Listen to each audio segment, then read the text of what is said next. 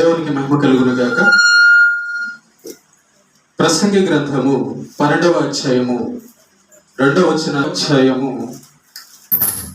వచనాన్ని చదువుకొని వాక్య పఠన భాగంగా ప్రార్థన చేసుకొని వాక్యం ధ్యానం చేద్దాం. తేజస్సునకును సూర్య చంద్ర నక్షత్రములకును చీకటి కమ్మక ముందే వాన వెలసిన తరువాత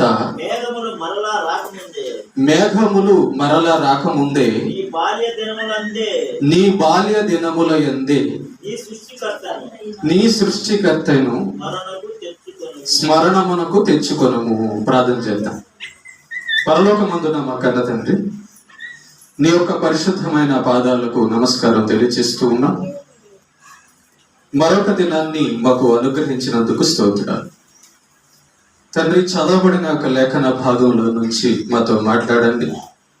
నీవు మాతో మాట్లాడితే మాకు క్షేమము కలుగుతుంది కనుక తండ్రి మాతో మాట్లాడి మాకు నేర్పించమని, అభ్యంతరపరచ చూచే సాతాను దురాత్మ చీకటి శక్తుల ప్రభావాన్ని తొలగించమని, నీ చిత్తాన్ని బట్టే సమస్తము జరిగించమని, నీ పక్షాన నీవు నిలబెట్టుకున్న నీ దాసునైన నేను అల్పజ్ఞుడను, పాపిని, నిష్ప్రయోజకుడను, కేవలం నీ ప్రేమ నీ కృప చేత నడిపించమని క్రీస్తు యేసు పేరిట ప్రార్థిస్తున్నాము తండ్రి, ఆమేన్. ప్రేమన దేవుని పిల్లారా, ఈరోజు ఒక మంచి పాఠాన్ని మనం నేర్చుకుందాం. ప్రతి వారంలో లాగానే ఒక ప్రాక్టికల్గా మీకు ఒక విషయాన్ని చూపిస్తాను నేను. ప్రసంగి గ్రంథంలో సొలొమోను గారు చేత రాపించినటువంటి మాట ఏంటంటే, నీ బాల్య దినముల యందే నీ సృష్టికర్తను జ్ఞాపకము చేసుకొనుము, స్మరణము చేసుకొనుము అంటున్నాడు. ఎవరినట? సృష్టికర్తను. అంటే ఈ భూమి మీద పుట్టిన ప్రతి మనిషి కూడా మొట్టమొదట నేర్చుకోవాల్సిన పాఠం ఏంటంటే సృష్టికర్త గురించిన జ్ఞానము. సృష్టికర్త గురించిన జ్ఞానాన్ని తెలుసుకోవాలట భూమి మీద పుట్టిన ప్రతి ఒక్కరు కూడా. చిన్నప్పుడే, పాలు తాగేటప్పుడే, గర్భంలో ఉన్నప్పుడే నేర్చుకోవాల్సిన మొట్టమొదటి పాఠం అంట సృష్టికర్త గురించిందట. మరి పాలు పట్టి పెంచిన తల్లులు మీరు మీ బిడ్డలకు సృష్టికర్త గురించి నేర్పించారా? తండ్రి, నా కుటుంబాన్ని, నా భార్యను, నా పిల్లలను పోషిస్తున్నాను, నేనెంతో కష్టపడుతున్నాను, నేను గొప్పోణ్ణి అనుకుంటున్నా భర్త లేకపోతే తండ్రి.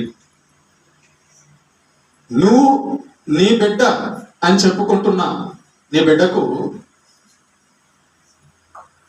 తల్లి గర్భంలో నుంచి ఉన్నప్పుడు, తల్లి గర్భం నుంచి బయటకు వచ్చినప్పుడు సృష్టికర్త గురించి చెప్పావా? చూసారా? కనుక ప్రతి మానవుడు, భూమి మీద ఉన్న ప్రతి మానవుడు మొట్టమొదట నేర్చుకోవాల్సిన పాఠం సృష్టికర్త గురించిన జ్ఞానము. ఓకే, సృష్టికర్త గురించిన జ్ఞానము తర్వాతే నువ్వు స్కూల్లో చేర్పించు, దేంట్లన్నా చేర్పించు, ఏదన్నా చదివించు. తల్లి తండ్రి నేర్పించవలసిన మొట్టమొదటి పాఠము సృష్టికర్త గురించి బిడ్డకు పరిచయం చేయడం. మరి తల్లి తండ్రి బిడ్డకు సృష్టికర్త గురించి పరిచయం చేయాలంటే ముందు తల్లిదండ్రులకు సృష్టికర్త తెలిసి ఉండాలి. అసలు తల్లిదండ్రులకే సృష్టికర్త గురించిన జ్ఞానం లేదనుకో, ఇక బిడ్డకు ఎలాగో నేర్పించాలి. దేవుడు కోరుకుంటున్నది ఏంటంటే సృష్టికర్త, ఆయన పేరు సృష్టికర్త. సృష్టికర్త అనే పదాన్ని ఎప్పుడైనా ఆలోచించావా? సృష్టికర్త అనే పదాన్ని ఎప్పుడైనా ఆలోచిస్తే అద్భుతమైన విషయాలు అందులో మనకు కనబడతాయి. సృష్టికర్తలు. మీకు ఒక చిన్న ఉదాహరణ చెప్తానే, చూడండి ఒకసారి, తర్వాత మీకు పాఠంలో మీకు తీసుకెళ్తాను. ఇది టెడ్డీ బేర్రీ. ఓకేనా? కనబడుతుందా? గౌన్ వేసారులే, అదే షర్ట్ కానీ వేస్తే మగోడు లేకపోతే ఏదో ఒకటి అనుకోండి, బొమ్మ అనుకోండి కాసేపు, అంతే కదా. దీన్ని ఎవరు చేశారు? మనుషులే చేశారు. అవునా? మనుషులే చేశారు కదా. రైట్. చూడండి, 2 కళ్ళు ఉన్నాయా? ముక్కు ఉంది, నోరు ఉంది కదా, తలకాయ ఉంది, చెవులు ఉన్నాయి, 2 చేతులు ఉన్నాయి, 2 కాళ్ళు ఉన్నాయి. ఓకేనా? జాగ్రత్తగా ఆలోచించండి. ఇది మనిషి చేశాడు కదా. మనిషి చేసిన బొమ్మలు మనకు కనబడుతున్నాయి కదా, మన ఎదుట మనిషి చేసిన బొమ్మ ఉంది కదా. జాగ్రత్త ఆలోచించండి. ఈ బొమ్మను చేసింది మనిషి అంటే దీని సృష్టికర్త ఎవరు? మనిషి. అంతే కదా. దీని సృష్టికర్త ఎవరు? మనిషి. ఇప్పుడు చెప్పండి, మీలో ఎవరైనా పిలిచి మాట్లాడు అని దాన్ని అడగండి. మీరు ఎవరైనా పిలిచి నాతో కొంచెం కాసేపు ఒక 5 నిమిషాలు మాట్లాడవా అని అడగండి. రైట్. పోనీ మీలో ఎవరైనా నేను చెప్పేది వినపడుతుందా అని దాన్ని అడగండి. పోనీ మీలో ఎవరైనా కాసేపు నా దగ్గరికి నడవా అని చెప్పి అడగండి. కాళ్ళు ఉన్నాయిగా? కాళ్ళు ఉన్నాయా లేదా? ఉన్నాయి. చేతులు ఉన్నాయి లేదా? పని చేసిద్దా? చేతులు ఉన్నాయి, పనిచేది. కాళ్ళు ఉన్నాయి, నడిసిద్దా? నడవదు. నోరు, కళ్ళు అన్నీ ఉన్నాయి. కళ్ళు ఉన్నాయి కానీ చూసిద్దా? చూడదు. నోరు ఉంది కానీ మాట్లాడిద్దా? మాట్లాడదు. మనిషి చేసింది ఇది. ఇది మనిషి చేసింది.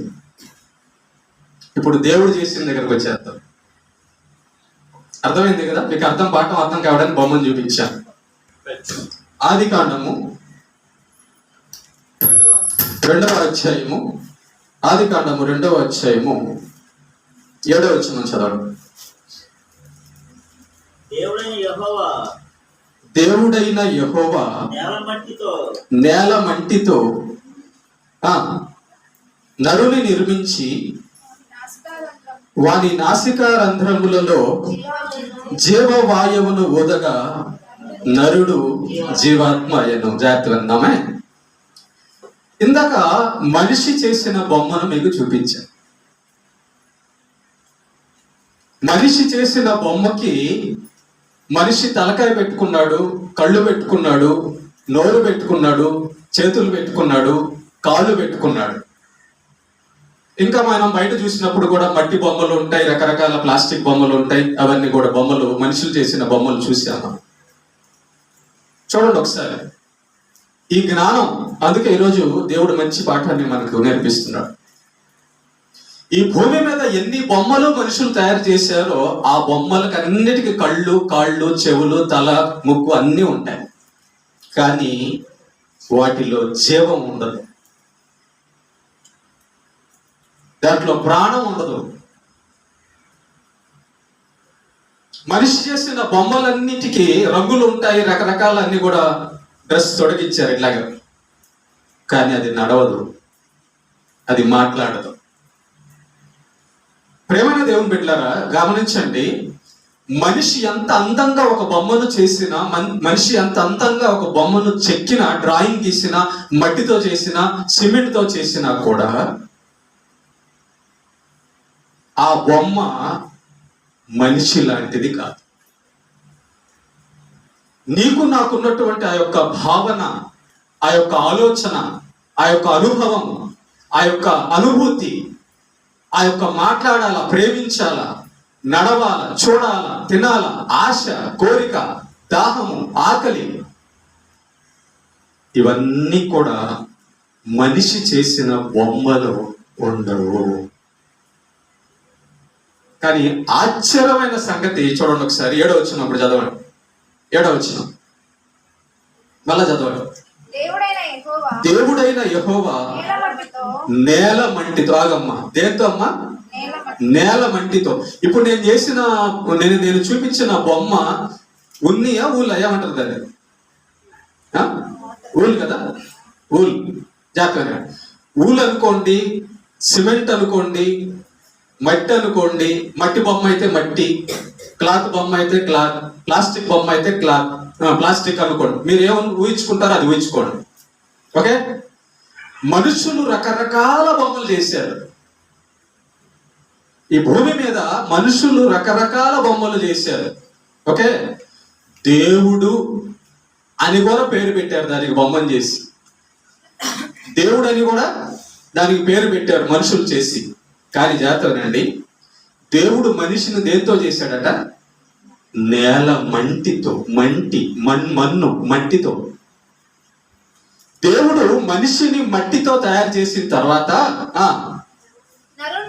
నరుని నిర్మించి వారి నాసికా రంధ్రములలో జీవవాయువును ఊదగా నరుడు జీవాత్మాయను. జాగ్రత్త, దేవుడి దగ్గర ఉన్నటువంటి సృష్టికర్త గూర్చిన జ్ఞానం ఈరోజు మనం నేర్చుకుంటున్నాం. నువ్వు ఒక మనిషి ఎలాంటి బొమ్మన్నా చెయ్యి, బంగారంతో చెయ్యి, రాయితో చెయ్యి, ఇసుకతో చెయ్యి, మట్టితో చెయ్యి, చెక్కతో చెయ్యి, ప్లాస్టిక్ తో చెయ్యి, ఏ బొమ్మనన్నా చేసి ఆ బొమ్మకి నువ్వు ప్రాణం పెట్టగలవా? కానీ సృష్టికర్త చూడండి, దేవుడి యొక్క గొప్పతనం. అందుకే తల్లి గర్భంలో నుంచి తనను గురించి తల్లిదండ్రులకు ఎందుకు నేర్పించమన్నాడంటే ఆయనకున్నటువంటి గొప్పతనం. సృష్టికర్త అనే విషయాన్ని మనం నేర్చుకోవాలండి. సృష్టికర్త అనే పాఠాన్ని మనం ఈరోజు నేర్చుకోవాలి. ఈ లోకంలో మనుషులు చేసిన బొమ్మలన్నిటినీ ఎంత అందంగా చేసినా కూడా ఊపిరి ఊది తన ఆత్మను దాని లోపలికి తీసుకెళ్ళి తనలాగా దాన్ని చేయగలగడం ఈ ప్రపంచంలో ఏ డాక్టర్కి కానీ ఏ మనిషికి కూడా సాధ్యం కాదు. అందుకే సృష్టికర్త గురించిన జ్ఞానము మొట్టమొదటిగా మనిషి నేర్చుకోవాల్సిన పాఠం. మీకు ఆ బొమ్మను చూసినప్పుడు నవ్వొచ్చింది కదా? నేను బొమ్మల్ని చూసినప్పుడు నాకు ఇంకో రకంగా నవ్వు వస్తుంది. ఎందుకంటే చూడండి, దేవుడి యొక్క అద్భుతం చూడండి. మనల్ని కూడా దేవుడు దేంతో చేశాడట? మట్టి చేశాడు. కానీ మనం అట్లాగే ఉన్నామా? లేము. దేవుడు చేసిన పనికి, మనిషి చేస్తున్న పనికి ఒకసారి ఆలోచన తేడా చూడండి ఒకసారి. మట్టితో దేవుడట మన దేహాన్ని చేసి ఆ నాసికా రంధ్రములలో జీవవాయువును ఊదగా నరుడు జీవాత్మాయను అని వ్రాయబడి ఉంది. ప్రేమైన దేవుని బిడ్డలారా, ఇక్కడ మనం నేర్చుకోవాల్సిన పాఠం ఏంటంటే, నేనెవరిని, నువ్వెవరు, నేనెవరిని, నువ్వెవరు అనే ప్రశ్న కానీ నీకు కానీ తలెత్తుకుంటుంటే, ఆలోచన చేస్తే దాంట్లోంచి దేవుడు ఎంత గొప్పవాడో ఏంటో మనకు అర్థమవుతుంది. అందుకే దేవుడు తల్లి గర్భంలో ఉన్నప్పుడు బిడ్డకి నీ బాల్య దినములైందే నీ సృష్టికర్తల గురించి నేర్పించు అంటున్నాడు. రైట్. ఒకవేళ బాల్య దినముల నుంచే నీ బిడ్డకు నువ్వు సృష్టికర్తను కానీ నేర్పిస్తుంటే అది ఏంటో ఒకసారి చూడు.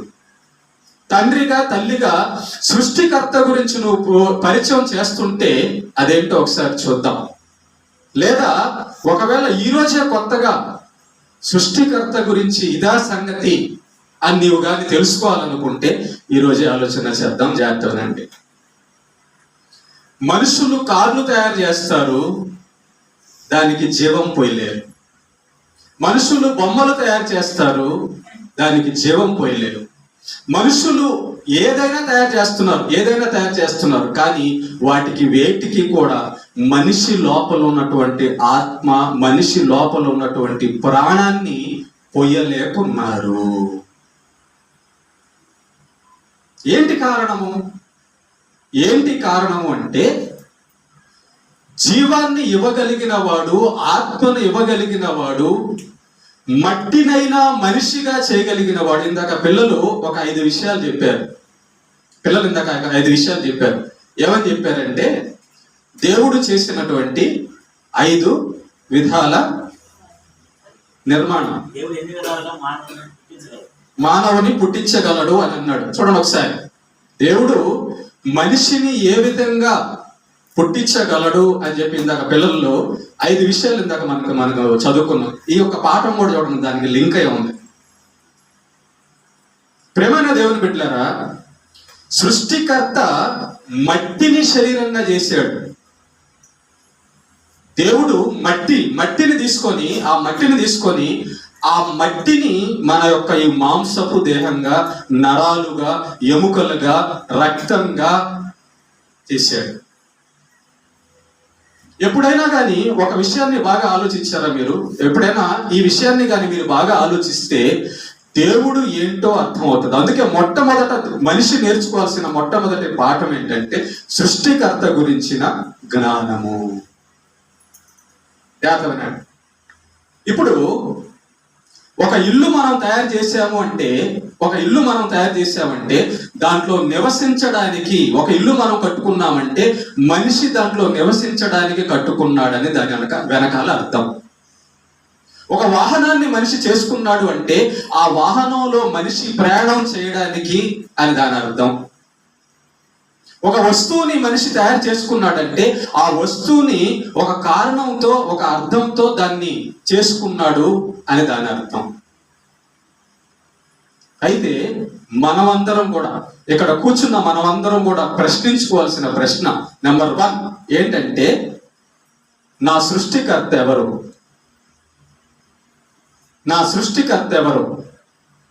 ఆ సెల్ ఫోను చూడండి, ఆ సెల్ ఫోన్ ని మనిషి చేశాడు కానీ ఆ సెల్ ఫోను తనను ఎవరు చేశారో గుర్తించలేదు.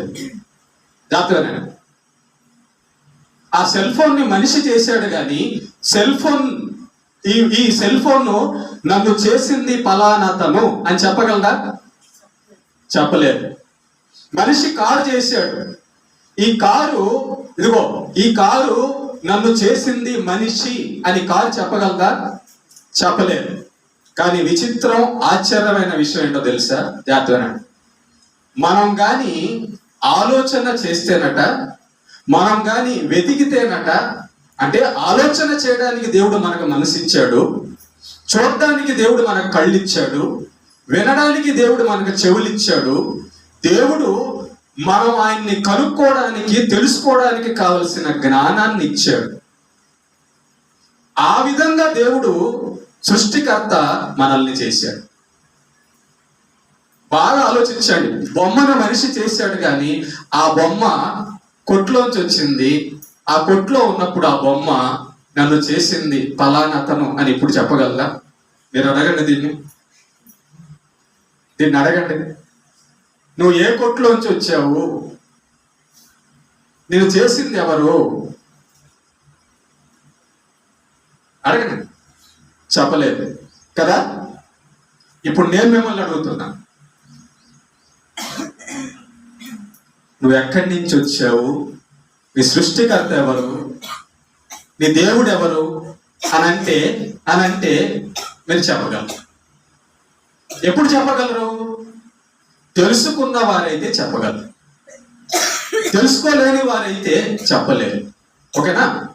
కొన్ని నిమిషాలు, ప్రేమ దేవుని బిడ్డ, కొన్ని నిమిషాలు మీ ఇంట్లో ఉన్న ఆలోచనలు, మీ అనారోగ్య సమస్యలు, నీ కష్టాలు, నీ సుఖాలన్నీ కూడా కొన్ని నిమిషాలు పక్కన పెట్టేసి జస్ట్ కొన్ని నిమిషాలు దేవుని గురించి మనం ఆలోచిద్దాం, సృష్టికర్త గురించి మనం ఆలోచిద్దాం. మనలో ఎవరు కూడా నన్ను నేనే నిర్మించుకున్నాను అని చెప్పలేము, అంతేనా? కనుక మనల్ని మనము నిర్మించుకోలేదు కాబట్టి మనందరికీ కూడా సృష్టికర్త ఉన్నాడు. అందుకే ప్రసంగి గ్రంథము 12వ అధ్యాయం 2వ వచనంలో, నీ బాల్య దినముల యందే నీ సృష్టికర్తను జ్ఞాపకము చేసుకొనము అన్నాడు. ఎందుకని సృష్టికర్తను బాల్య దినముల యందే జ్ఞాపకం చేసుకోవాలి అంటే, జాగ్రత్తగా, సృష్టికర్తను మనం తెలుసుకోకపోతే ఈ జీవితం ఏంటో మనకి ఏమి అర్థం కాదు. సృష్టికర్తను మనం గుర్తించకపోతే, సృష్టికర్తను మనం అనుభవపూర్వకంగా తెలుసుకోకపోతే ఈ జీవితం ఎటుపోతుందో, ఏమవుతుందో, తర్వాత ఏమవుతుందో తెలియదు. అందుకే సొలొమోను మహాజ్ఞాని. మనుషులందరిలో కంటే సొలొమోను చాలా మహాజ్ఞాని. ఆ మహాజ్ఞాని పుస్తకాలు రాసి ఏమన్నాడంటే, నీ బాల్య దినముల యందే నీ సృష్టికర్తయను స్మరణకు తెచ్చుకో అన్నాడు. నన్ను నేను చేసుకోలేనప్పుడు నాకు ఒక సృష్టికర్త ఉన్నాడు. నన్ను నేను చేసుకోలేదు కాబట్టి నన్ను చేసిన సృష్టికర్త ఉన్నాడు. నెంబర్ 1. ఇంతకీ నన్ను నేను చెయ్యనప్పుడు నన్ను చేసిన సృష్టికర్త నన్ను చేసినప్పుడు నన్ను ఎందుకు చేశాడు? నన్ను సృష్టికర్త ఎందుకు చేశాడు? ఆ బొమ్మని తయారు చేసినవాడు ఆ బొమ్మను ఎందుకు చేశాడు చెప్పండి. ఈ బొమ్మ ఉంది కదా, ఈ బొమ్మ చేయడానికి కారణం ఉందా లేదా? ఉందా? ఈ బొమ్మను చేసిన వాడు ఎందుకు చేశాడు? 2 కారణాలు ఉంటాయి. 2 కారణాలు. ఒకటి, డబ్బుల కోసం. అది కొనుక్కుంటే, ఎవరైనా కొనుక్కుంటే తనకు డబ్బులు వస్తాయి, జీవనోపాధి దొరుకుతుందని చేసుకున్నాడు. ఒకటి. రెండోది, ఆ బొమ్మను ఎందుకు చేశాడు? ఎందుకు? ఒకటైతే అన్నం కోసం, డబ్బుల కోసం చేశాడు. కానీ ఆ బొమ్మను ఇష్టపడి ఆ బొమ్మతో ఆడుకోవాలని ఆశపడే వాళ్ళు కొంతమంది ఉంటారు, వాళ్ళ కోసం. అంతే కదా? ఆ బొమ్మను ఇష్టపడి ఆ బొమ్మతో ఆడుకోవాలనుకునే వాళ్ళు కొంతమంది ఉంటారు, వాళ్ళ కోసం. ఒకటి, తన యొక్క సొంత అవసరం కోసం. రెండోది, ఎదుటి వారు ఎవరైతే ఆ బొమ్మను కొనుక్కుంటారో వాళ్ళ యొక్క ఆనందం కోసం. ఈ 2 కరెక్టే కదా? కరెక్టే కదా? రైట్. ఇప్పుడు జాగ్రత్తగా, మనల్ని మనం చేయలేదు, మనల్ని మనం చేసుకోలేదు అంటే మన సృష్టికర్త ఉన్నాడు. మరి మనల్ని మనం చేసుకోనప్పుడు, మన సృష్టికర్త ఉన్నప్పుడు మనల్ని ఏ కారణంతో సృష్టించాడు? మనల్ని సృష్టికర్త ఏ కారణంతో సృష్టించాడు? ఈ యొక్క జవాబులు మనం తెలుసుకుంటేనే మన జీవితంలో సార్థకం అనేది ఏర్పడుతుంది. పుట్టాము, ఎందుకు పుట్టామో తెలియదు. తింటున్నాం, ఆకలేస్తుంది కాబట్టి తింటున్నాం అనుకుంటున్నాం. తాగుతున్నాం, దాహం వేస్తుంది కాబట్టి తాగుతున్నాం అనుకుంటున్నాం. మాట్లాడుతున్నాం, నోరుంది కాబట్టే మాట్లాడుతున్నాం అనుకుంటున్నాం. వింటున్నాం, చెవులున్నాయి కాబట్టి వింటున్నాం అనుకుంటున్నాం. పని చేస్తున్నాం, చేతులున్నాయి కాబట్టి పని చేస్తున్నాం అనుకుంటున్నాం. కాళ్ళు ఉన్నాయి, నడుస్తున్నాం, కాళ్ళు ఉన్నాయి కాబట్టి నడుస్తున్నాం అనుకుంటున్నాం. కానీ ఈ కళ్ళు ఎందుకు ఇచ్చాడో, ఈ చెవులు ఎందుకు ఇచ్చాడో, ఈ నోరు ఎందుకు ఇచ్చాడో, నాకు ఈ ఆకారాన్ని ఎందుకు ఇచ్చాడో, నన్ను ఇలాగ ఎందుకు చేశాడో, ఈ ఆకారంలో ఎందుకు చేశాడో, నా సృష్టికర్త యొక్క ఉద్దేశం ఏంటి? నా సృష్టికర్త యొక్క ఉద్దేశం ఏంటి? ఇది ఖచ్చితంగా నీ జీవితంలో తెలుసుకోవాల్సిన మొట్టమొదటి పాఠం. నీవు నేను దేవుని చేత సృష్టింపబడిన వారము. నీవు నేను దేవుని చేత సృష్టింపబడిన వారము. ఓకే, దాతోనా సృష్టికర్త. ఈ యొక్క సెల్ ఫోన్ చేసిన వాడు లేదా ఏదైనా ఒక వస్తువును తయారు చేసిన వాడు దానికి ఒక గ్యారెంటీ ఇస్తాడు. ఒక టీవీ తయారు చేశాడు అనుకో, ఆ టీవీకి 5 సంవత్సరాల గ్యారెంటీ ఇస్తాడు. ఏదైనా ఒక వస్తువు చేసాడు అనుకోండి, ఆ వస్తువుకి ఇన్ని సంవత్సరాలని గ్యారెంటీ ఇస్తాడు. అవునా? అవునా? రైట్. మరణము లేక ఆయుష్ అంటే ఏంటి అంటే, దేవుడు ఈ భూమి మీద నిన్ను నన్ను ఇన్ని రోజులు పని చేయాలని ఇచ్చిన కాలమే ఆయుష్ కాలం. దేవుడు నీకు నాకు ఇచ్చిన కాలమే ఆయుష్ కాలం. ఆ కాలం అయిపోతే దాన్ని మరణము, ఆ కాలం ముగించడము దేవుని యొక్క చేతిలో ఉంది. గుర్తుపెట్టుకో. మనం దేహాన్ని చూస్తున్నాం, ఈ దేహంలో ఉన్నాం, ఈ దేహాన్ని విడిచిపెట్టి వెళ్తాం, ఈ దేహంతో కొంతకాలం ఇక్కడ ఉంటాం. కానీ ఈ దేహాన్ని సృష్టించిన సృష్టికర్త గురించిన అవగాహన, ఆలోచన లేకుండా బతుకుతూ ఉన్నాం. ఎందుకు చేశాడు ఈ దేహాన్ని దేవుడు? ఈ దేహం ఎన్ని రోజులు ఉంటుంది ఈ భూమి మీద? ఈ దేహం చేయడం వెనకాల ఉద్దేశం ఏంటి? నన్ను ఈ ఆకారంలో దేవుడు ఎందుకు నిర్మించుకున్నాడు? ఇవన్నీ కూడా సృష్టికర్త గురించి ఆలోచించవలసినటువంటి ఆలోచనలు. బైబిల్లో భక్తులందరూ కూడా, గుర్తుపెట్టుకోండి, బైబిల్లో భక్తులందరూ కూడా, నేను దాకా చెప్పానే, తల్లి గర్భంలో నుంచి మీ సృష్టికర్త గురించిన జ్ఞానం పొందారా అంటే వాళ్ళు పొందారు. చూడండి ఒకసారి కీర్తనల గ్రంథం 139వ అధ్యాయం 139 13-14 చదవండి అమ్మా. 13-14 కీర్తనల గ్రంథం.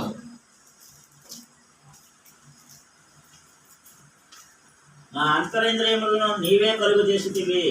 ఎప్పుడన్నా నీ నరాలు చూసుకున్నప్పుడు, నీ బొమ్మలో నీ యొక్క మొహాన్ని అద్దంలో చూసుకున్నప్పుడు, నా కళ్ళను చేసింది దేవుడు, నా నోటిని చేసింది దేవుడు,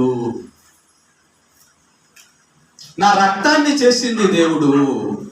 హాస్పిటల్కి వెళ్తారు కదా, బాగలేదని. ఇప్పుడు ఈ సీజన్ చాలా మంది బాగలేదు కదా, దగ్గులు, జలుబులు, జ్వరాలు, ఓకేనా? బాగలేనప్పుడు హాస్పిటల్కి వెళ్తే డాక్టర్ గారు బ్లడ్ తీస్తారు, బ్లడ్ శాంపిల్ తీసి పరీక్షకు తీస్తారు, ఓకేనా? ఆ బ్లడ్ను చూసినప్పుడు దాంట్లో రోగం ఉందా లేదా అని భయపడతావు, కానీ ఈ రక్తాన్ని నా దేవుడు చేశాడా అని ఎప్పుడైనా ఆలోచించావు? ఏదైనా దెబ్బ తగిలితే ఆ ఎముక కనబడితే, మాంసం కనబడితే చూస్తావు, కానీ ఈ మాంసం, ఈ ఎముకని నా దేవుడు చేశాడా అని ఎప్పుడైనా ఆలోచించావా? ఆలోచన చేయాలి. ఈరోజు బాగా మన సృష్టికర్త మనం చేయబడ్డాం, మనం నిర్మించబడ్డాం, మనల్ని ఆయన చేశాడు, మన కోసం ఆయన కష్టపడ్డాడు, మన కోసం ఆయన ఎంతో కష్టపడ్డాడు. ఆ కష్టం ఈరోజు తెలియాలి. ఆ యొక్క సమాధానం ఈరోజు మనకు తెలియాలి. నా అంతరింద్రియములను చదువునైనా, నా అంతరింద్రియములను కలుగజేసిన వాడు నీవే. నా తల్లి గర్భమందు నన్ను నిర్మించిన వాడు నీవే. ఈ మాట మీ అమ్మ నీతో చెప్పిందా? మీ నాన్న నీతో చెప్పాడా? అందుకే దేవుడు ఇందాక అన్నాడు, నిన్నెవరు చేశారో ఆ మాట నీవు నీ పిల్లలకు చెప్పాలి. నీ తల్లి గర్భంలో, ఒక తల్లి గర్భం లోపల బిడ్డని ఎవరు నిర్మిస్తున్నారో ఆ మాట తల్లి, తండ్రి బిడ్డలకు చెప్పాలి అంటున్నాడు. ఎప్పుడు? గర్భంలో ఉండగానే. నీ బాల్య దినముల యందే నీ సృష్టికర్తను జ్ఞాపకం చేసుకో. ఇక్కడ దావీదు రాస్తున్న కీర్తన, ఈ కీర్తన దావీదు రాస్తున్నాడు. దావీదు సృష్టికర్త గురించిన అవగాహన, ఆలోచన, జ్ఞానము కలిగి ఉన్నాడు. ఏమంటున్నాడంటే దావీదు, మా అమ్మ నన్ను పుట్టించిందండవలా, నా తల్లి గర్భంలో నుంచి నన్ను బయటికి తీసుకొచ్చినోడు నువ్వే అంటున్నాడు. చూడండి అసలు ఎంత జ్ఞానం. దావీదు ఏ జ్ఞానం పొందాడు? ఫస్ట్ సృష్టికర్త జ్ఞానం పొందాడు. సృష్టికర్త జ్ఞానం పొందాడు ఎక్కడ? తల్లి గర్భంలోంచే. నువ్వు 1వ తరగతిలో 5వ తరగతిలో ABCDలు, వీళ్ళు నేర్చుపించడానికి పోతున్నావేమో. దావీదు ఇక్కడ ఏం మాట్లాడుతున్నాడంటే, నేను తల్లి గర్భంలో ఉండగానే తల్లి గర్భంలో నుంచి నన్ను బయటికి తీసుకొచ్చిన వాడవు నువ్వే అంటున్నాడు దావీదు. అంటే దావీదుకి ఏం తెలిసిపోయింది? తాను సృష్టింపబడిన వాడని, తనను చేసిన వాడు సృష్టికర్త అని, ఆ సృష్టికర్త పేరు యెహోవా అని దావీదుకు తెలిసింది.